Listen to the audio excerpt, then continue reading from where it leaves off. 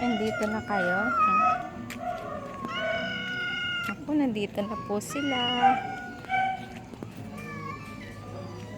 Wala pang pagkain. Nag-aaway na naman. Kakain na kayo? Ha? Kakain na? Ang cute, cute, cute, cute, cute.